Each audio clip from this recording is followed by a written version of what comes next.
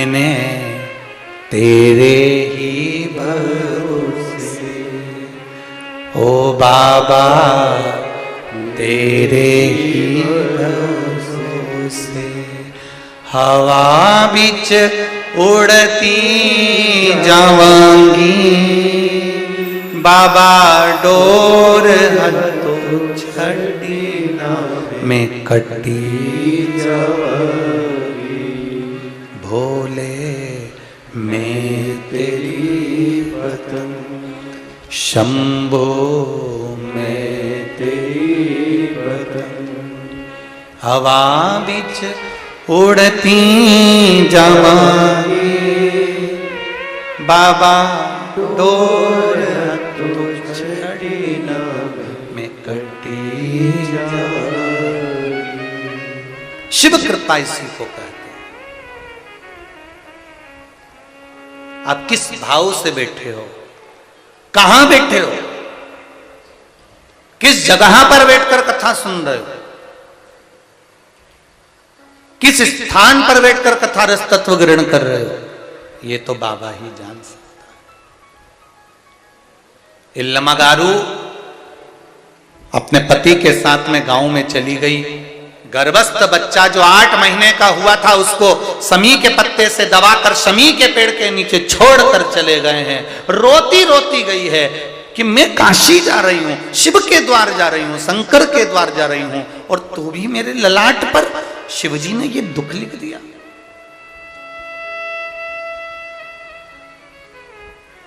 भगवान ने ऐसा दुख मेरे ललाट पर लिखा है।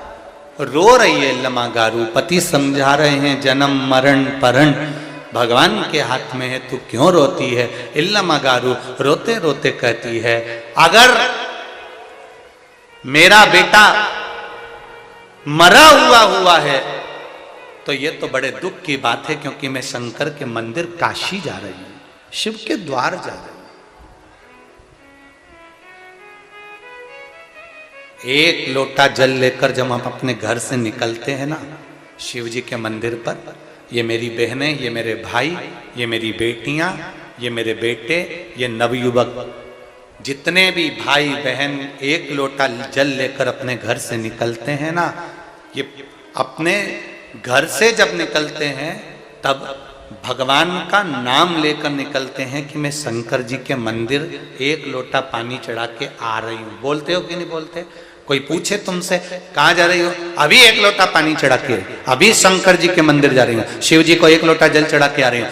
तुम ये नहीं कहकर जा रही कि मैं पड़ोसन के घर से आ रही हूं, मैं अपने रिश्तेदार के यहां से आ रही हूं, मैं रिश्तेदार के यहां जा रही हूं। आपके मन में भाव, आपके मन में शब्द, आपकी जिह्वा पर शब्द एक ही है, मैं अभी शंकर जी के मंदिर जा रही हूं, एक लोटा जल चढ़ा कर आ रही हूं। अर्थात आप शंकर के द्वार गए हो, आप शिव की चौखट पर गए हो। जितनी देर आप अपने घर से चलकर, जितने कदम चलकर शंकर जी के मंदिर पर पहुंचे हो, उतने कदम चलकर मेरा कैलाश अधिपति तुम्हारे दरवाजे पर पहुंचा है, तुम्हारे दुख को काटा, तुम्हारे कष्ट को काटा।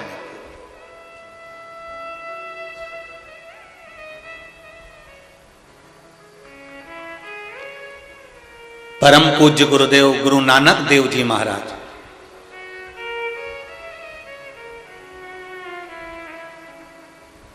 गुरु नानक देव जी महाराज अपनी वाणी में हमेशा कहते हैं कि जपया, जिसने जपा है, जिसने भगवत नाम को जप लिया है, जिसने गुरु नाम को भगवत नाम का जप कर लिया है, गुरु नानक देव जी कहते हैं उसका संकट, जिसका नाम जपा उस जपे हुए नाम से ही कट गया है, ये गुरु नानक देव जी कहते हैं। जपया, जिसने जपा, गुरु नानक देव जी वाले से कहते हैं कि जिसने नाम का उच्चारण कर लिया, भगवत नाम जप लिया, भगवत कीर्तन का नाम, भगवत स्मरण का नाम जिसने जपा है, जिसने प्रभु नाम को जपा है, उसका संकट उसी नाम ने काट दिया। गुरु नानक देव जी महाराज का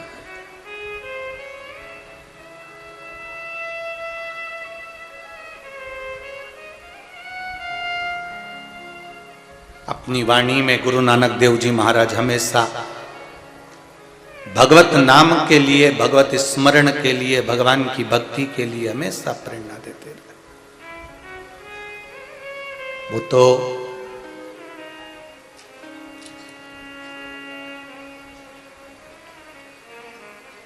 दुनिया के लोग आपको भगवान शंकर की भक्ति से, भगवान की भक्ति से भटकाएंगे।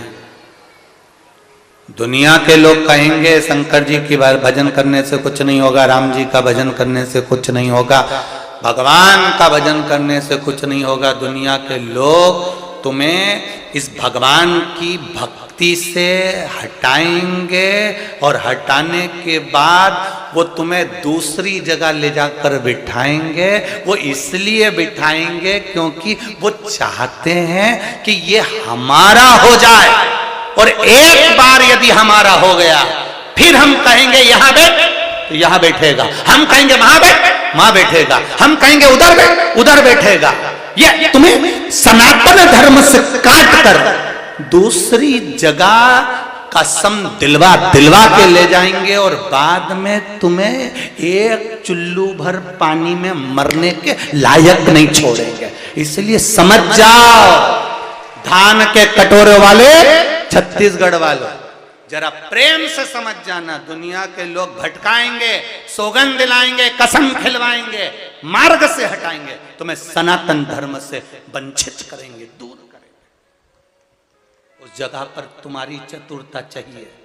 तुम भी विद्वान हो, तुम भी चतुर हो, तुम भी विद्वत्ता रखते हो। कोई देवी देवता की निंदा करे उस समय पर तुम्हें खड़े होकर कह देना है तुम्हें यहां पर बुलाया किसने? इतना ज्ञान देना था तो अपने घर वालों को दे दो, हमें क्यों देने आए हो? उनके पांव पकड़ लो, हाथ जोड़ लो, उनके चरण पकड़ लीजिए। हम शिव के हैं और शिव हमारा है। सारी समस्या का हल एक लोटा जल। हम शिव के, हमें ढोंग प्रपंच नहीं आता। हमारे पास में ढेर सारा लड्डू पेड़ा गुलाब जामुन इमरती भजिया पकोड़ा नहीं है। हमारे पास में ढेर सारा आभूषण नहीं है। हमारे पास में ढेर सारा रतन माणिक मोती सोना चांदी नहीं है, क्योंकि मेरे शंकर भगवान को न 56 भोग चाहिए, ना तुम्हारा रतन चाहिए। मेरे भोलेनाथ को ना तुम्हारा आभूषण चाहिए, मेरे भोलेनाथ को ना तुम्हारा रतन, ना तुम्हारी जागीर चाहिए। मेरे भोलेनाथ जी को कुछ नहीं, एक लोटा जल मिल जाए तो चढ़ा दे, वो भी नहीं हो तो मेरी बेलपत्री जो मेरे ऊपर चढ़ी है वो ही धोके वापिस चढ़ा दे, वो भी नहीं हो तो शिखर का दर्शन करके अपने काम पर चले जा। पर शिव जी ये नहीं कहते कि मेरे पास 4 घंटा बैठ जा। शिव जी कभी नहीं कहते। शिव जी तो कहते हैं तेरा मन पड़े वो भजन कर, पर कर जो, भटकना नहीं है।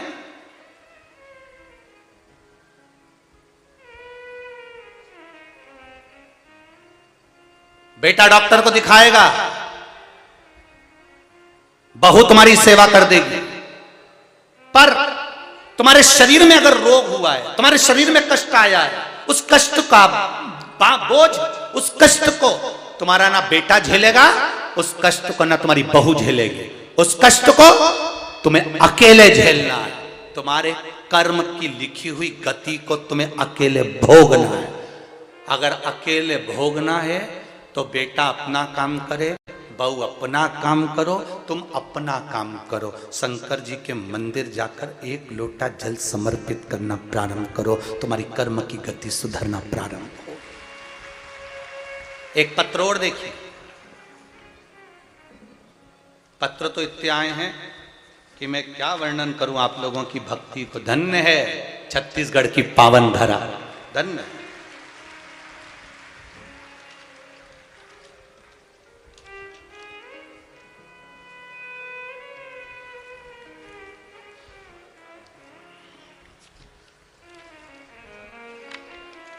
शंभो शरण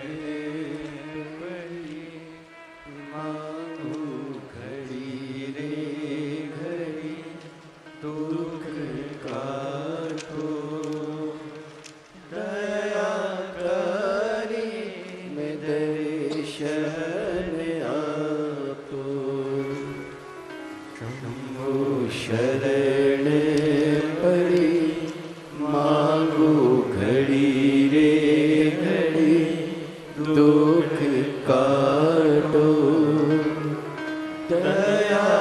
पुत्र है, नाम आलिशगंज भी है, बिलाई रुआ बांधा से हैं। कहीं बैठी हो तो हाथ हिलाइएगा। आलिशगंज भी है, भिलाई रुआ बांधा से हैं। कहीं बैठी हो तो हाथ हिलाइएगा, जहां भी बैठी हो। मेरी बेटी आलिशगंज भी है, जो 3 साल की है। उसकी आंख के नीचे गठान फोड़ा हो गया था, जो हमने उसे अस्पताल में एडमिट किया था। तो डॉक्टर ने कहा कि आंख के नीचे का ऑपरेशन करना होगा, गांठ को निकालना होगा। आंख के नीचे ब्लैक फंगस हो गया है, जिसकी गठान पड़ गई है, उसको निकालना पड़ेगा। तब 3-4 दिन उसका इलाज चला और फिर ऑपरेशन की तैयारी हुई। गुरुदेव पर ठीक नहीं हो पाई। फोटो लगाए हैं आप सब, उस बच्ची की आंख का फोटो और उस बच्ची का फोटो टीवी के माध्यम से देख सकते हैं कि उस बच्ची की दशा क्या होगी, उसकी आंख की दशा क्या होगी। जब बीमारी हो गई, ब्लैक फंगस हो गया, गांठ पड़ गई, ठीक नहीं। हम ऑपरेशन नहीं कराना चाहते थे और गांठ भी गल जाए, डॉक्टर से हमने कहा, पर डॉक्टर बोले बिना ऑपरेशन के ये ठीक नहीं हो सकती है, इसको तो ऑपरेट तो करना ही पड़ेगा। शिव कृपा किसको कहते हैं गुरुजी? ठीक नहीं हुआ। हमने शिवजी पर कथा सुनकर डॉक्टर की दवाई लेते रहे। आपने कहा था दवाई नहीं बंद करना चाहिए। दवाई लेते रहे और 1 लोटा जल शंकर भगवान को चढ़ाते रहे। धीरे धीरे वो जल लाकर उसकी आंख के पास लगाते रहे और उसको 1 बेलपत्र पीस कर खिलाते रहे। बाबा की कृपा से ऑपरेशन नहीं हुआ और बेटी की आंख ठीक हो गई। ठीक होने का फोटो मैं बेटी का लगा रही हूं, आप देखिए गुरुदेव। ये बेटी का ठीक होने के बाद का फोटो और ये बेटी का जो आंख का ऑपरेशन होना था वो फोटो, दोनों उसने लगाए हैं। जो ब्लैक फंगस हुआ है बेटी को, आप भी देख सकते। एक ब्लैक फंगस का फोटो, एक बेटी जब ठीक हो गई उसका फोटो। शिव कृपा किसको कहते हैं? शंकर की उदाहरण। तेरी कृपा बिना न हिले एक भी अणु, लेते हैं श्वास तेरी कृपा से तनु तनु। हे गंगाधार मुक्ति द्वार ओमकार तू, आयो शरण तिहारी शंभु तार। बखान क्या करूं मैं राखों के ढेर का, चपटी भभूत में है खजाना कुबेर का। हम बसंत जी अग्रवाल जी को कल भी धन्यवाद दे रहे थे और आज भी हमने सुबह उनको यही कहा कि बसंत जी, जिंदगी में बहुत धार्मिक कार्य करे होंगे आपने और बहुत आयोजन करवाए होंगे, पर शिव महापुराण की कथा में ये श्रोता नहीं आए हैं और ना ये भक्त आए।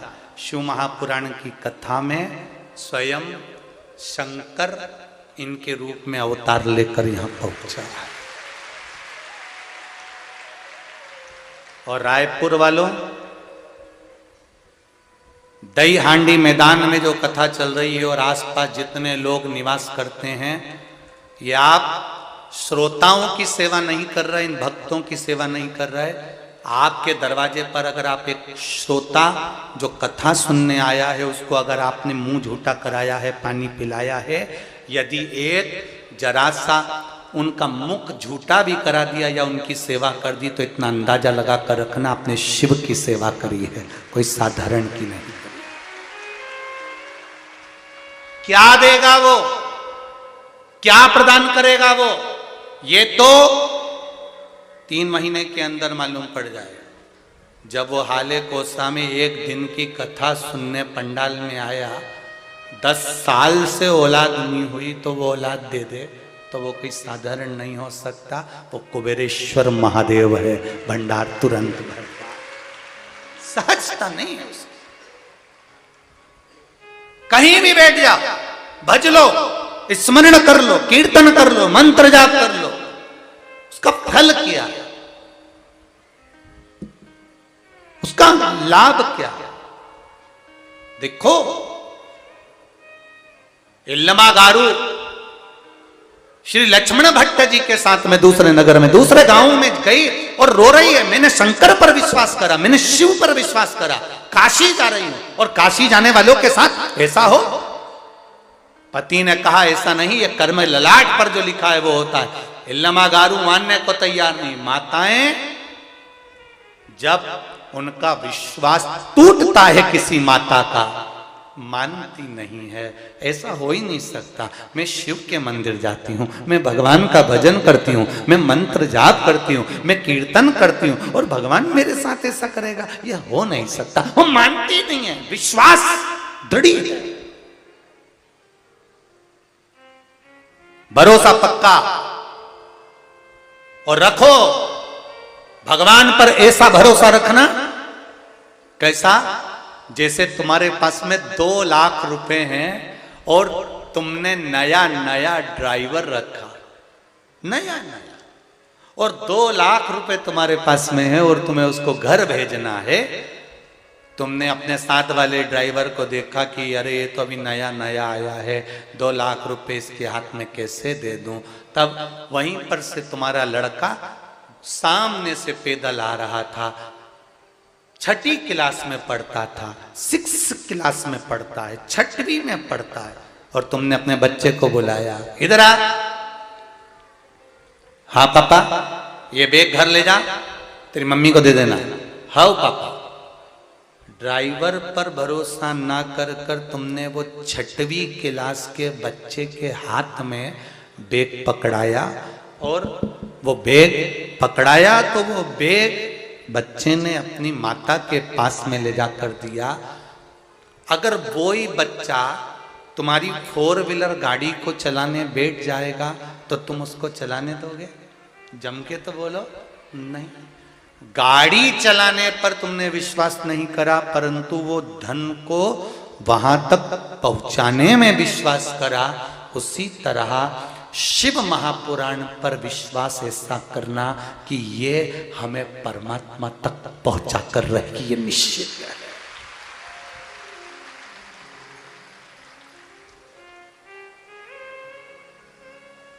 ड्राइवर पे भले भरोसा मत करना। सुन लो री छत्तीसगढ़ी वाली, जी जी हो, ये ड्राइवर पर भरोसा मत करना। मनुष्य की देह मानव का शरीर है, ये मानव की देह है, मानव का शरीर है। जैसे आप वैसा सियोर वाला महाराज है। आप ड्राइवर पर भले भरोसा मत करो, पर जैसे बच्चे पर भरोसा करा, वैसा मेरे देव अधिदेव महादेव पर, वैसा मेरी शिव महापुराण पर भरोसा पूर्ण रखना। वो मिलेगा, वो मिलेगा। उस पर भरोसा रखिए।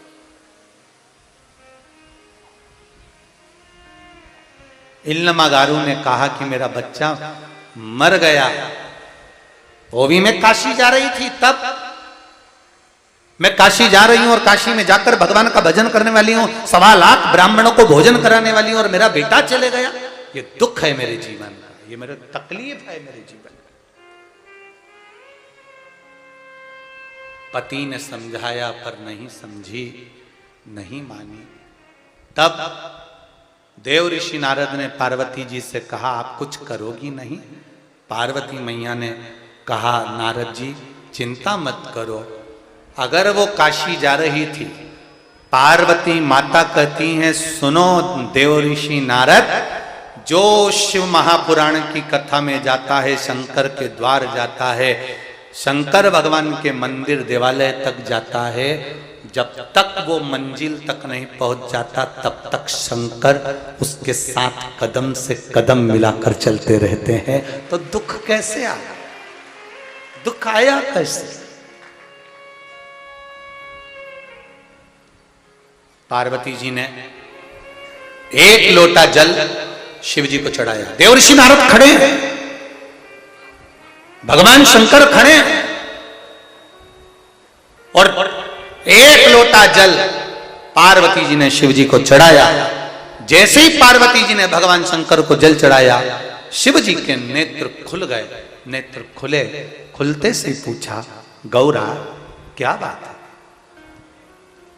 गौरा हुआ क्या? क्या बात है? बोलो गौरा। गौरा कहती हैं, पार्वती जी कहती हैं, आपके तेज पुंज को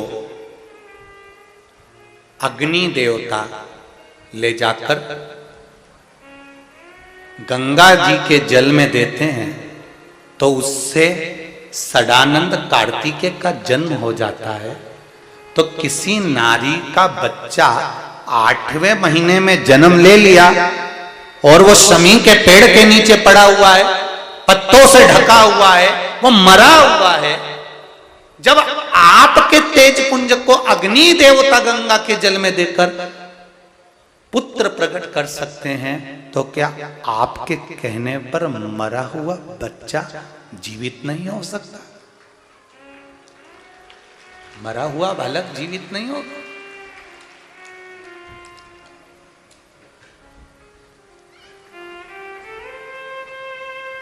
शिव जी बोले, पार्वती तुम बहुत घुमा फिरा के बोल रही हो, जरा सही से समझा, मुझे समझ में नहीं आया।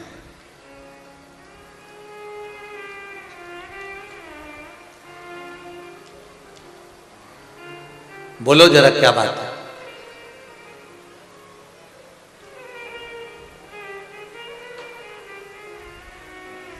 पार्वती जी ने कहा, एक ब्राह्मण की पत्नी इल्लमागारू चंपावन में अपने बच्चे को प्रसव के कारण जन्म दे देती है 8वें महीने में, और उस इल्लमागारू का बच्चा 8वें महीने का मरा हुआ प्राण त्यागे हुए हुआ है। शमी के पेड़ के नीचे वो बच्चा शमी के पत्तों से ढका हुआ पड़ा हुआ है। आप अगर अपने बेटे पुत्र कार्तिकेय को अग्नि देवता से कहकर जीवित करा सकते हो, तो क्या इस बच्चे को जीवित नहीं करा सकते? शिव जी ने कहा, रुको, शांति रखो, मुझे भी तो ध्यान लगाकर देखने दो हुआ क्या है। शंकर भगवान पार्वती जी के सामने ऐसा बोल रहे हैं कि मुझे ध्यान लगाकर देखने दो। शिव जी को ध्यान लगाकर देखने की तो कोई जरूरत होती ही नहीं है, उनको क्या जरूरत? आप कितने लोग कथा को श्रवण करने के लिए बैठे हो, कहां कहां बैठे हो, भले कोई देखे ना देखे, पर शंकर भगवान तो देख रहा है कि कहां बैठकर कथा को सुन रहे हो। शिव जी को कौन बताए कि ये बच्चा मर चुका है, बच्चे में प्राण नहीं है, बच्चे में श्वास नहीं, बच्चे में प्राण नहीं, श्वास नहीं, ये कौन बताए? कौन कहेगा? रुको, शिव जी ने ध्यान लगाया, स्मरण किया, ध्यान में आया, एक नारी के गर्भ से बच्चा हुआ शमी के पेड़ के नीचे। एक क्षण की देरी नहीं करी, शंकर भगवान ने उसी समय डमरू बजा दिया, उसी समय बजा दिया डमरू।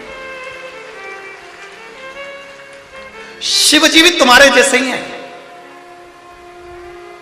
शंकर भगवान भी तुम्हारे जैसे। तुम्हें कोई अंदर नहीं घुसने देता है ना, ये इस बैरिकेड वाली और उस बैरिकेड वाली, अच्छे से सुन लो, इधर वाले उधर वाले पीछे वालों से मतलब नहीं है। जब तुम्हें कोई अंदर नहीं घुसने देता, अब भी रोक।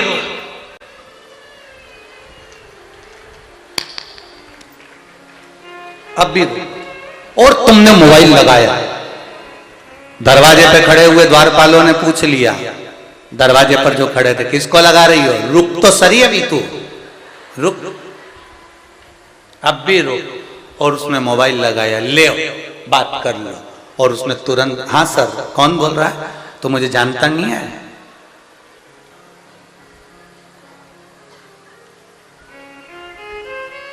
पहचाना कि नहीं पहचाना?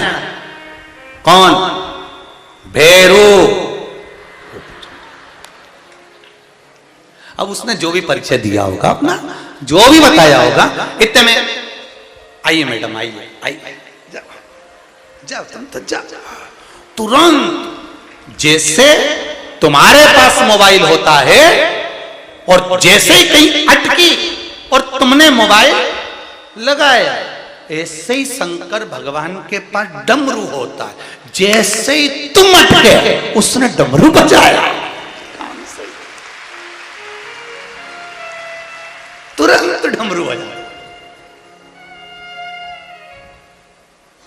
इसीलिए तो आकड़ में कहते हैं, हाँ, जो शंकर भगवान को जल चढ़ाने वाला होता है, शिव जी की पूजन करने वाला होता है, शंकर के मंदिर जाने वाला होता है, शिव की कथा सुनने वाला होता है, शिव महापुराण की कथा सुनने वाला हमेशा आकड़ में कह देता है, देख फालतू की बात करना मत, तू मुझे जानता नहीं, मैं शंकर जी का गुणगान करने वाला, शिव का भजन करने वाला, तू मुझे जानता नहीं है, फालतू की बात मुझसे मत कर। श्री शिवाय वो बोले ही नहीं कुछ।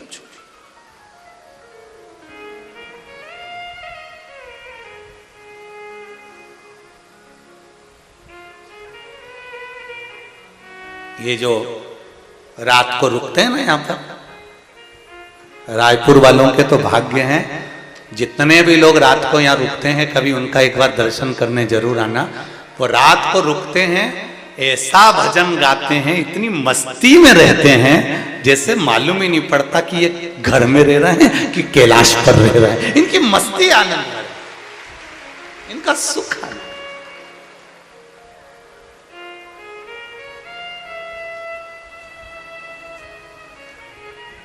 बाहर से कितने लोग आए जरा हाथ उठाओ तो, जो रायपुर के बाहर के। बहुत सारे हो रहे, धर लो धर लो धर लो, वापिस धरो वापिस धरो। और जो रायपुर से आए वो, और तुम भी बहुत हो रहे, धर लो वापिस धरो, बहुत हो तुम लोग। होना चाहिए ऐसा हो। पक्षियों से कुछ सीखो चाहे मत सीखो, पर पक्षियों से एक बात हमेशा सीखना चाहिए। पशु और पक्षी से एक बात जरूर सीखो। जब तुम रायपुर से भिलाई के लिए जाओ तो बीच रास्ते पर जब तुम गायों को देखना, गौ माताओं को देखना, जहां पर एक गाय होगी वहां 4-5 गाय जरूर इकट्ठी होगी। बोलो सही है कि गलत है? जहां एक बंदर होगा वह 4-5 बंदर जरूर होंगे। जहां एक पक्षी होगा वह 4-5 पक्षी जरूर होंगे। ये हमें पशु पक्षी से सीखना चाहिए कि संगठित रहेंगे तो दुनिया में कोई आक्रमण नहीं कर सकता, ये निश्चित है। ये हमें पशु पक्षी से सीखना है, संगठित रहना, संगठित रहे। शिव पुराण कह रही है, भगवान शंकर की कथा कर रही है, भगवान की कथा वर्णन कर रही है। इल्लमागारू के लिए भगवान शिव ने डमरू बजाया। जैसे ही डमरू खड़काया, डमरू बजाते से ही, अब डमरू बजाने का भी एक तरीका है, किसको बुलाना है उसका नाम लेकर डमरू शिव जी ने बजाया तो अग्नि देवता सामने प्रकट हो गए। अग्नि देव ने हाथ जोड़कर कहा, बोलिए प्रभु आज्ञा दीजिए, मुझे क्या करना है, मेरे लिए क्या आज्ञा है, तुम बताओ मैं क्या करूं। भगवान शिव ने कहा, इल्लमागारू के गर्भ से बच्चे ने जन्म लिया, वो मर चुका है, पर उसकी रक्षा और उसको जीवन दान, जैसे तुमने षडानंद कार्तिकेय को गंगा जी में देकर रक्षा करी, उस तरह से उस बच्चे की रक्षा तुम्हें करना। ठीक है प्रभु। अग्नि देवता चले, बच्चा शमी के पेड़ के नीचे शमी के पत्तों से ढका हुआ रखा हुआ था, पड़ा हुआ था। अग्नि देवता ने चारों तरफ से अग्नि को प्रकट कर दिया। बच्चा बीच में है, अग्नि चारों तरफ है, चारों तरफ अग्नि जल रही है और बीच में बच्चा है। प्राण नहीं आए अभी। शिव जी ने फिर डमरू बजाया, पुनः डमरू का नाद।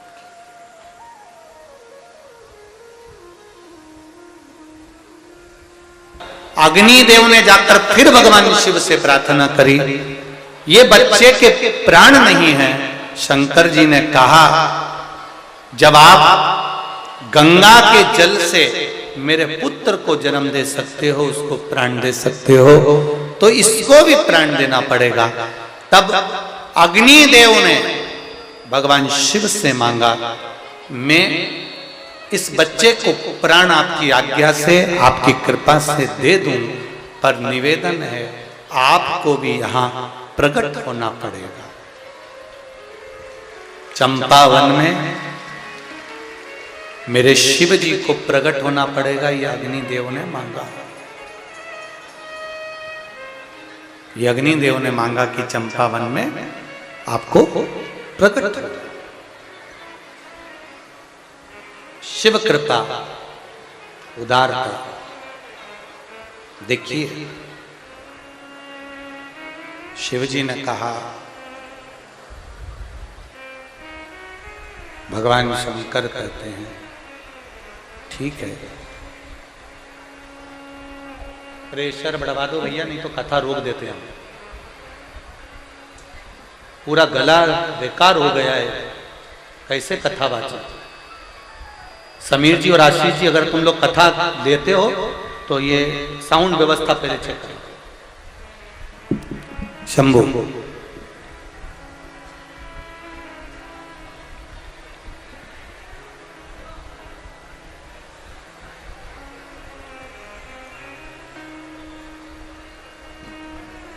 हे शिव, हे ओगरदानी, आपको स्वयं इस चंपावन में प्रकट होना पड़ेगा। आप स्वयं अगर चंपावन में प्रकट होते हो तो मैं आपके आशीर्वाद से, आपकी कृपा से ये बालक जन्म ले सकता है, ये बालक में प्राण आ सकता है।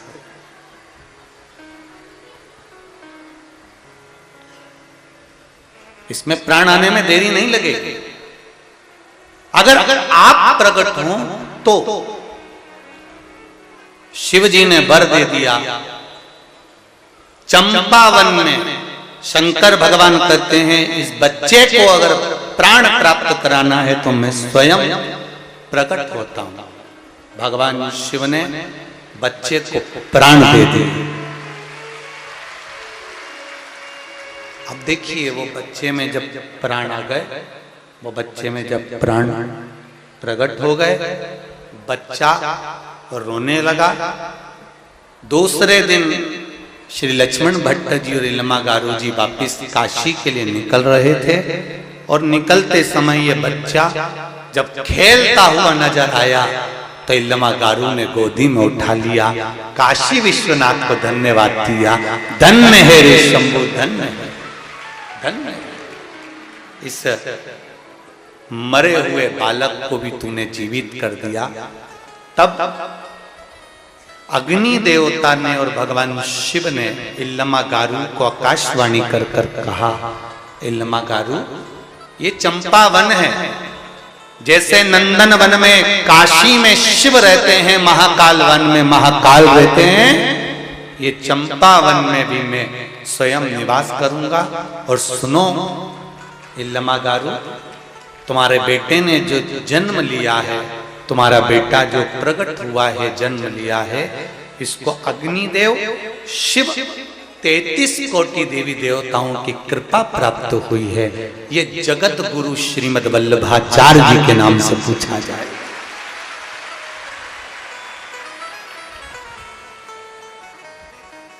श्री वल्लभाधीश की जगत गुरु श्रीमद वल्लभाचार्य जी के नाम से पूछे जाएंगे। संसार सागर में कृष्ण भक्ति का प्रचार करेंगे। भगवान कृष्ण की अविरल भक्ति का प्रचार। धन्य हो छत्तीसगढ़ वालों, आपको नमन करता हूं। रायपुर के नजदीक में चंपावन चंपारण है, जहां पर मेरा शिव स्वयं प्रकट हुआ। स्वयं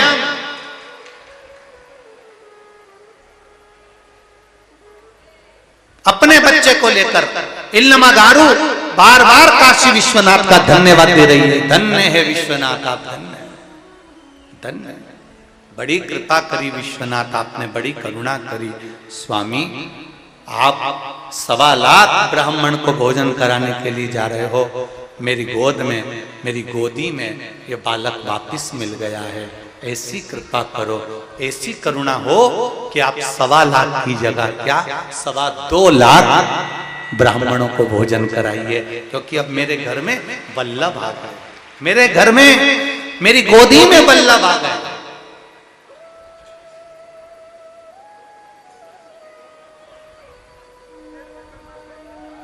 बधाई पूरे छत्तीसगढ़ वासियों को, संपूर्ण वासी। बहुत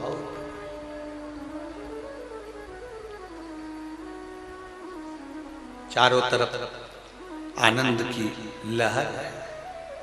श्रीमद वल्लभाचार्य जी का प्रागट्य है।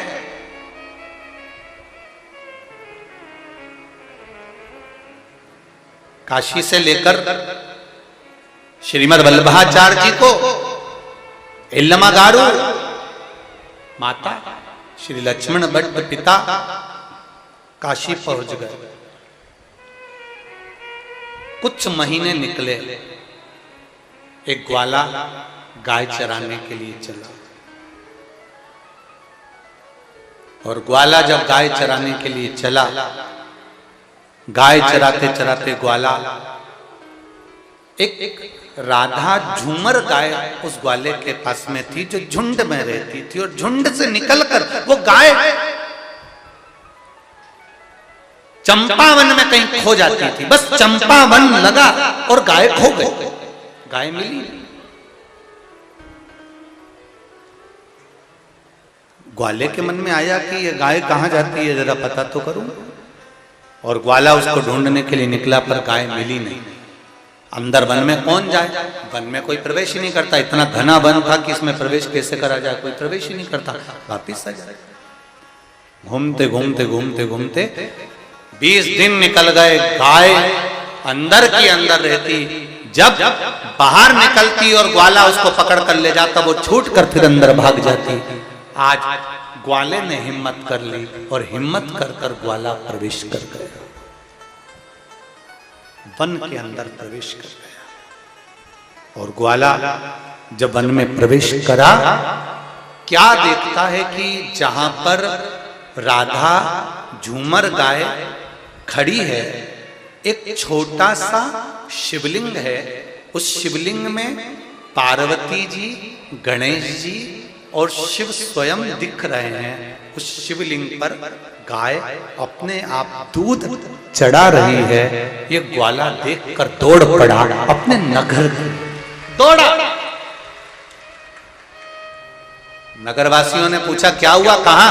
आज तुम इतने घबराए क्यों, क्या हो गया तुमको? तुम्हारे चेहरे पर इतनी घबराहट क्यों है, क्या प्राप्त हो गया तुमको? हुआ क्या है?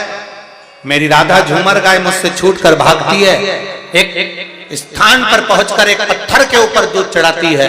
मैंने देखा उसमें 3 स्वरूप का दर्शन होता है, शिव का, पार्वती का, गणेश जी का मूल दर्शन हो रहा है। सारे गांव के लोग सब इकट्ठे होकर उस चंपावन में पहुंचते हैं, और चंपावन में पहुंचकर क्या देखते हैं?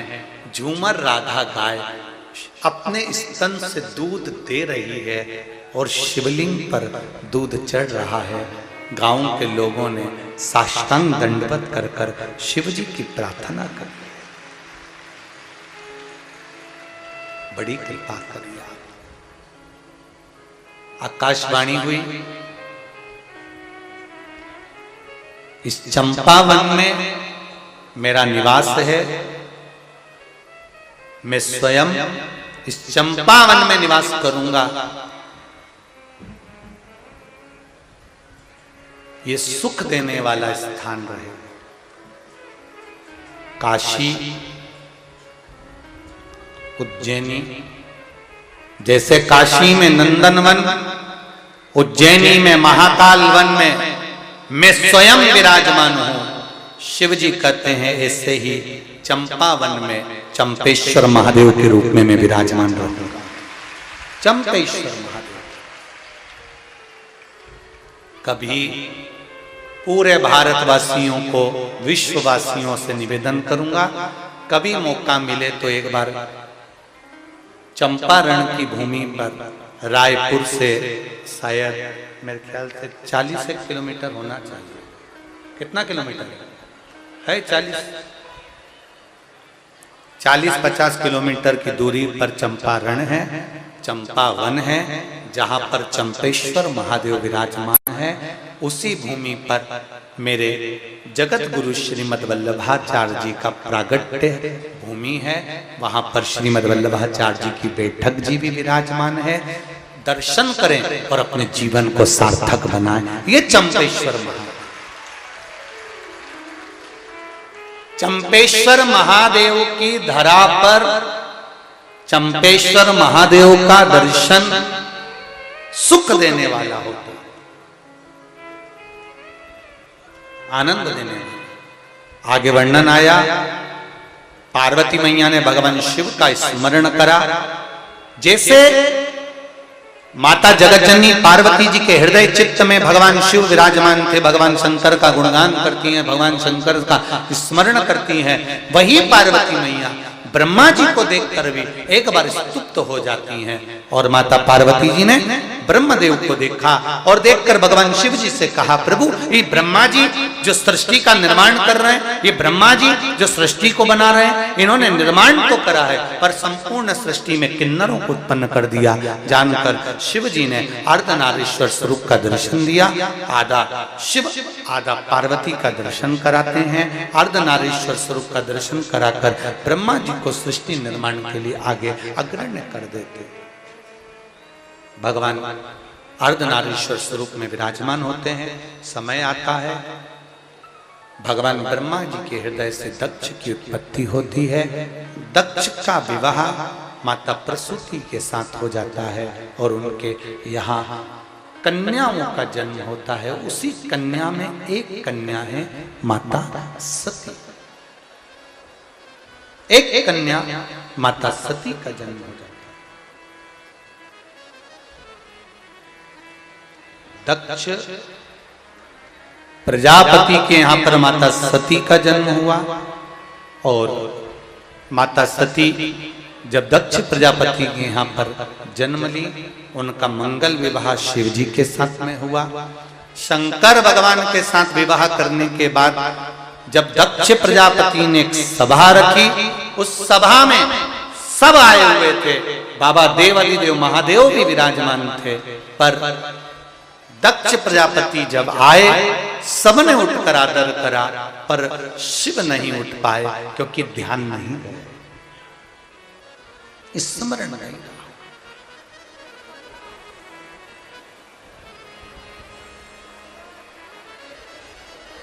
जब ध्यान नहीं गया, शिव जी नहीं उठे,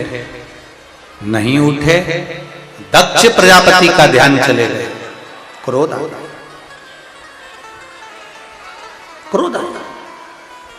और जब क्रोध आया, दक्ष प्रजापति ने कहा, सुनो शिव, मैंने अपनी बेटी सती का विवाह तुम्हारे साथ किया और सती का विवाह तुम्हारे साथ में करा, और तुम मेरे दामाद होकर अपने ससुर को प्रणाम नहीं कर पाए। मैं तुम्हें श्राप देता हूं कि तुम शमशान में निवास करो। भगवान देवाधिदेव महादेव शमशान में निवास करने लगे। भगवान शिव शमशान में रहने लगे। जब शमशान में मेरे देवाधिदेव महादेव निवास किए, शंकर भगवान की आंखों में न जल था, शिव जी को न क्रोध था। सबने कहा, तुम्हें ससुर ने श्राप दे दिया कि तुम शमशान में रहोगे, तो तुम्हारी आंखों में जल नहीं आया, तुम्हें क्रोध नहीं आया।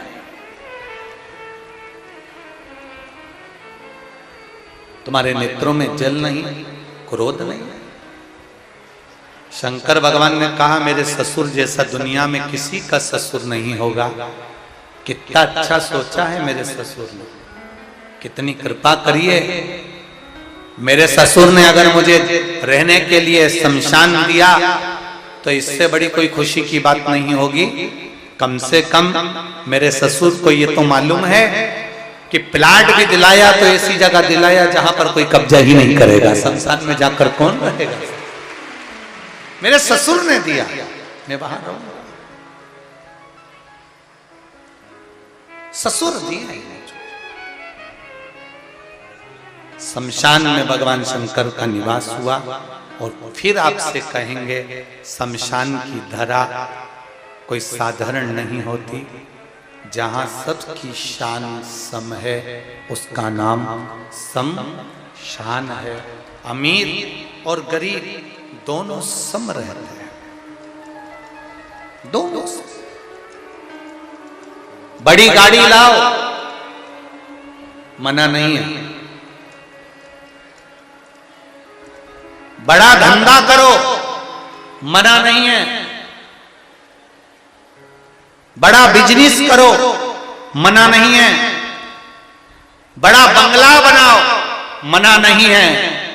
बड़े लोगों के साथ बैठो, मना नहीं है। पर शिव महापुराण की कथा कहती है, बड़ा बंगला बनाना, बड़ी गाड़ी लेना, बड़े लोगों में बैठना, पर ज्यादा बड़े मत बनना और बढ़ बढ़कर बात मत करना। ये शिव महापुराण की कथा समझा। बड़ी गाड़ी लाओ, बड़ा बंगला बनाओ, बड़ा बिजनेस फैलाओ, खूब बड़े बन जाओ, पर ज्यादा बड़े मत बनो और अपने मुख से बड़ी बड़ी बातें मत करो। शिव महापुराण कथा कहती है, जो छोटा बनकर रहता है वो अपनी काया, शरीर और माया दोनों को संभाल लेता है। ज्यादा बढ़कर बोलने वाला एक हिंदू रखो।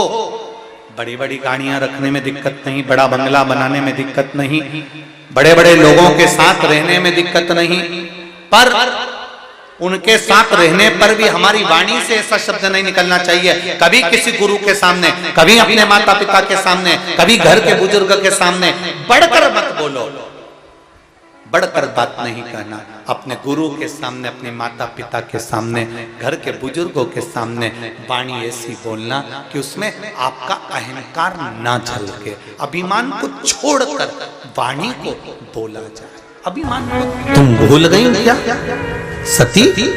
क्या तुम्हें भान नहीं है जो तुम रो रही हो? तुम्हारी आंखों में अश्रु भरा हुआ है सती, और तुम रो रही हो। तुम्हें भान नहीं इस चीज का कि तुम्हारा एक अवतार उमा के रूप में हुआ था और तुम बेलपत्री के वृक्ष के नीचे बैठकर मेरी तप साधना कर रही थी। सुनो,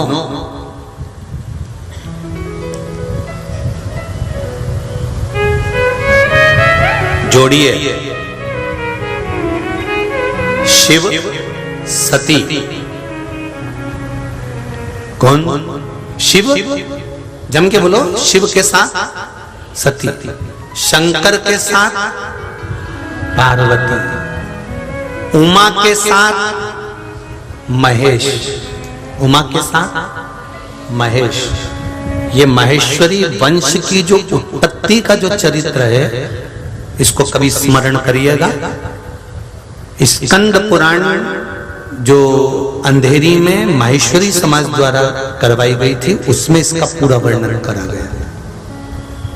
YouTube पे डली होगी, 5 दिन की कथा बातचीत थी, उसमें से निकालना, शायद चौथे दिन या 5वें दिन इसका पूरा वर्णन करा माहेश्वरी समाज की उत्पत्ति का।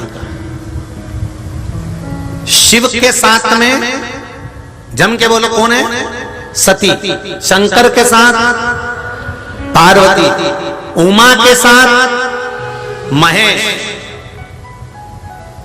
और उमा और महेश की जो जोड़ी है उसमें जो माहेश्वरी वंश का जो उत्पत्ति का वर्णन आया गया है, फिर उसका भी था। कई लोग इसमें ढूंढते हैं कि पार्वती के साथ शंकर जी में हम ढूंढे माहेश्वरी वंश की उत्पत्ति मिल जाए, या सती और शिव में ढूंढे माहेश्वरी वंश की। नहीं, आप निकालिए सती से भी पहले जो उमा प्रकट हुई थी, उस उमा और महेश की जोड़ी में निकालोगे तो माहेश्वरी वंश निकल जाएगा।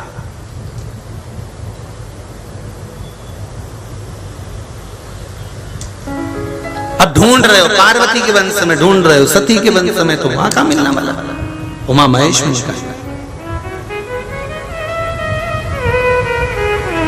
आज बड़ी खुशी हुई जब हम लोग आ रहे थे, सोमानी जी हमको लेकर आ रहे थे, तो हमने देखा कि कई लोग क्या बोलते हैं उसको, चाय बांट रहे हैं, कहीं कॉफी बांट रहे हैं, कहीं बिस्कुट का पैकेट बांट रहे हैं। तो हमने महेश्वरी सोमानी जी से पूछा कि आज बड़ी कृपा है, तो गजब, आपके परली बैजनाथ के लोग भी बड़े भाव से सेवा कर रहे हैं। हाँ गुरु जी, ये लिंगायत संप्रदाय के लोग हैं, इन्होंने स्टॉल लगा रखा है और बड़े प्रेम से ये लोग उसको चाय कॉफी निःशुल्क मुफ्त में वितरण कर रहे हैं। मैंने कहा बहुत बाबा की कृपा है, धन्यवाद देता हूँ ऐसे सेवकों को जो अपने हाथों से, अपने हाथ से निकाल रहे हैं, अपने हाथों से कर रहे हैं, क्योंकि इनको मालूम है ये जितने श्रोता हैं शिव महापुराण के, ये बार बार नहीं आने वाले, बार बार नहीं मिलेंगे, ये तो भाव से आए हैं। और ये केवल साधारण श्रोता नहीं है, ये तो शिव के गण हैं जो मिल गए हैं, तो सेवा का मौका मिला। धन्यवाद देता हूं मैं सभी सेवादारों को, बहुत बहुत भाव से, बहुत भाव से जो सेवा महाराज। खूब कमाया कमाया कमाया कमाया, 7 दिन शिव महापुराण में लुटाने का मौका मिला है। जो आप लोग बाहर से आए हुए अतिथियों की जो सेवा कर रहे हो, चाय ले साफ, बिस्कुट ले साफ, खिचड़ी ले साफ, ले साफ, पोहा ले साफ, जो बांट रहे हो उसके लिए बहुत बहुत साधुवाद, बहुत बहुत धन्यवाद।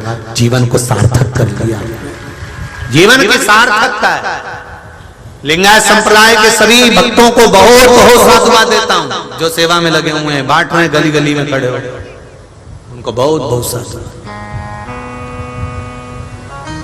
शिव सती तुम भूल गई, तुम रो रही हो, तुम जानती नहीं हो तुम्हारा उमा का प्रागट्य हुआ था, तुम उमा बनकर प्रकट हुई थी सती।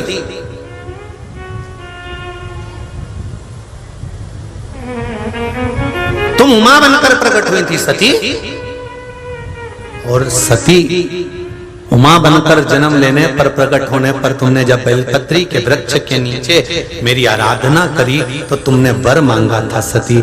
शिव, हे महेश, हे शंभु, हे महेश्वर, आप मुझे वर दीजिए। शिव जी कहते हैं मैंने आपसे पूछा था कि आपको क्या चाहिए, तब आपने कहा था जब नारी वो इंद्र के कारणवश, ये रजो धर्म जो मिला ही इंद्र के कारण से ही तो मिला है। ब्राह्मण हत्या इंद्र के मस्तक पर चढ़ गई थी। इंद्र ने वो ब्राह्मण हत्या को 4 जगह पर बांट दिया था। पहला जल को दिया, जल तुम हमसे ब्राह्मण हत्या का अंश लो। जल ने कहा मैं ब्राह्मण हत्या का अंश लेता हूं। जल के ऊपर जो फेन रहता है, बुलबुला रहता है, वो ब्राह्मण हत्या का अंश होता है। अग्नि को दिया, अग्नि तुम हमसे ब्राह्मण हत्या का अंश लो। अग्नि के ऊपर जो नीली लपट होती है, अग्नि के ऊपर जो नीली लो होती है, वो ब्राह्मण हत्या का अंश होती है। पृथ्वी को दिया, पृथ्वी तुम हमसे ब्राह्मण हत्या का अंश लो। पृथ्वी ने ब्राह्मण हत्या का अंश लिया। पृथ्वी का बंजर भाग ब्राह्मण हत्या का अंश है।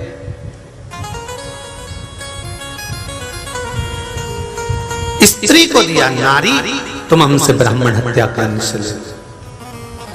स्त्री, नारी ने ब्राह्मण हत्या का अंश लिया तो उसका रजस्वला होना ये ब्राह्मण हत्या का अंश है। 7 दिन 5 दिन 8 दिन 7 दिन तक नारी जो भगवान की सेवा नहीं करती, पूजन नहीं करती, ये ब्राह्मण हत्या का अंश लगा हुआ है। तो उमा कह रही है, माता उमा महेश्वर से, भगवान महेश से कर रही है, भगवान शिव से कर रही है, शंकर से कर रही है कि मैं ये चाहती हूं कि नारी 7 दिन तक भगवान का भजन नहीं करेगी, या शिव जी पर जल नहीं चढ़ाएगी, या भगवान की पूजन नहीं करेगी, तो उसका जो करा गया पूर्व का पुण्य है वो तो समाप्त हो जाएगा। फिर उस पुण्य का फल क्या? सुन लो माताओं, कितना सुंदर बात माता उमा ने आप लोगों के लिए भगवान महेश से रखी।